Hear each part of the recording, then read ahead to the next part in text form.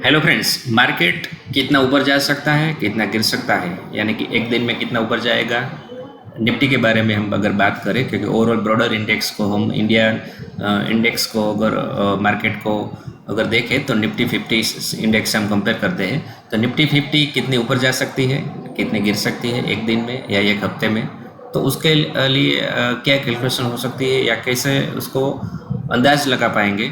तो उसके लिए एक छोटा सा इंडेक्स लेके वोलेटिलिटी जो इंडेक्स है उसका कैलकुलेशन करके हम अंदाज लगा पाएंगे।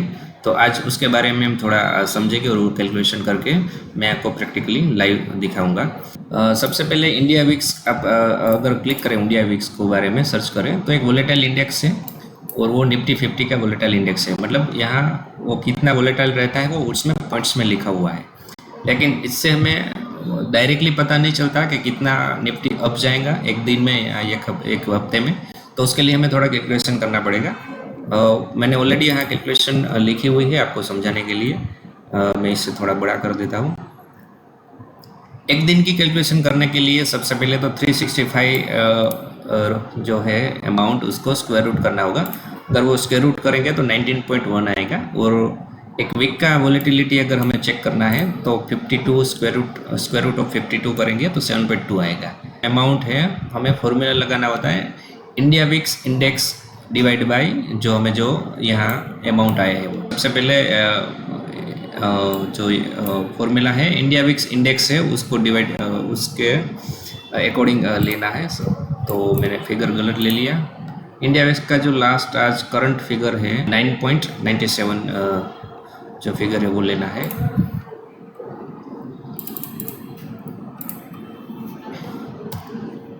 (97) डिवाइड बाय और स्क्वायर रूट कितना है 19.1 19.1।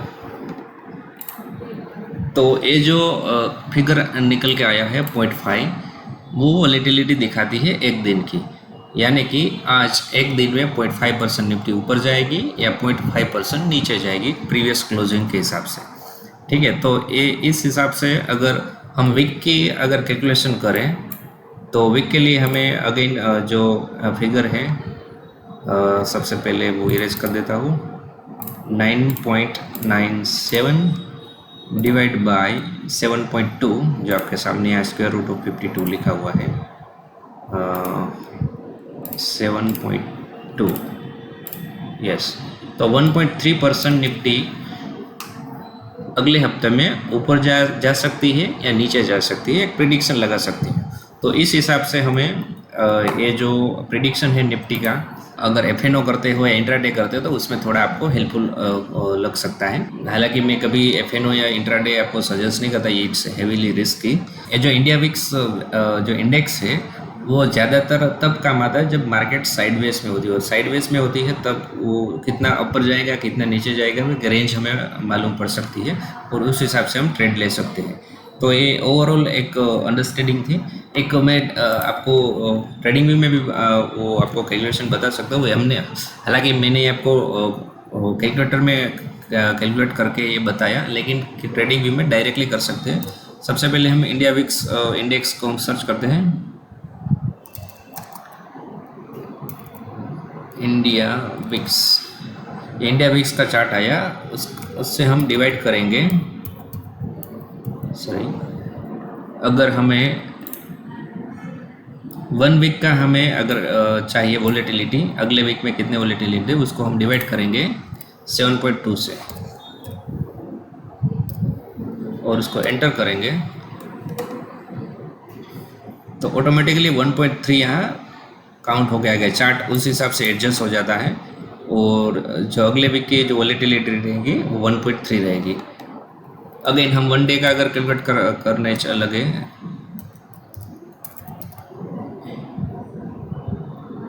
India VIX divide by 1 day के लिए फिगर जो है 19.1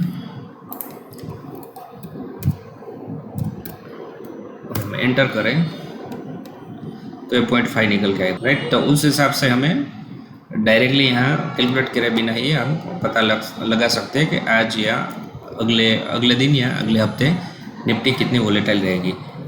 जब भी आप, मैं पहले नॉर्मल चार्ट लगा लेता हूँ इंडिया विक्स का। आप ओवरऑल लास्ट मूवमेंट अगर देखें तो ओवरऑल जो लोएस्ट लेवल है वो ऑलमोस्ट 9 के आसपास रही हुई है जो वोलेटिलिटी इंडेक्स जो है। और जब ये वोलेटिलिटी इंडेक्स, इंडिया विक्स की वोलेटिलिटी इंडेक्स लोएस्ट लेवल पे है, तब मार्केट स्टेबल होता है और वहाँ से एक निफ्टी में अप मूव आने का चांस होता है। तो एक सपोर्टिव एलिमेंट है, सपोर्टिव स्ट्रक्चर है इंडिया विक्स इंडेक्स, जो इसका यूज़ करके आगे हम ट्रेडिंग में या अपने कुछ पोजीशन में यूज़ करके लीवरेज ले सकते हो। तो एक छोटी सी बात थी जो मुझे आपको बतानी थी। तो आप इस तरह से इंडेक्स का जो ये वोलेटिलिटी इंडेक्स है उसका यूज़ करके अपना पोजीशन बनाने के लिए हेल्पफुल हो सकता है। अगले वीडियो में फिर मिलेंगे एक नए कुछ कंसेप्ट के साथ। तब तक आप अपना फाइनेंशियल विजडम बढ़ाते रहिए, कुछ नया सीखते रहिए। Thank you.